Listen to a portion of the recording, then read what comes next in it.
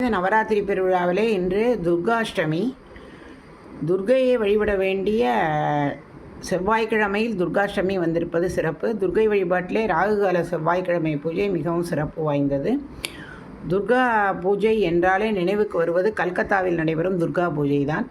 மேற்கு வங்கம், அஸ்ஸாம், ஒரிசா போன்ற மாநிலங்களில் நவராத்திரி துர்கா பூஜையாக 10 நாள் மிக பிரம்மாண்டமாக கொண்டாடப்படும். ஊர் முழுக்க வண்ண விளக்குகளால் அலங்கரிக்கப்பட்டிருக்கும். துர்கா பந்தல்னு ஒன்று ஏற்பாடு பண்ணுவாங்க.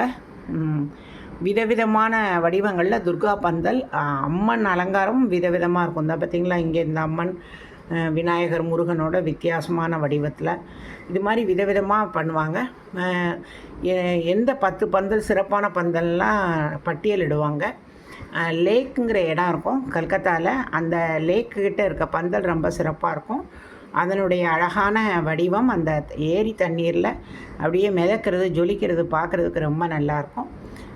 ஒவ்வொரு நாள் மாலையும் பெரிய பூஜை பிரம்மாண்டமாக நடக்கும். சினிமா நடிகை கஜோல்லாம் அவங்க சிஸ்டர்ஸ் 3 பேர் டான்ஸ் பண்ணுறதெல்லாம் வைரலாக வரும் யூடியூப்பில். எல்லோரும் சிவப்பு கலர் சேலை அல்லது வெள்ளையில் சிவப்பு பார்டர் கட்டி பெரிய சிவப்பு பொட்டு வச்சு அவங்களுக்கே உரிய மேற்கு வங்கத்திற்குரிய பாணியில் ரொம்ப அழகாக இருக்கும் துர்கா பூஜா.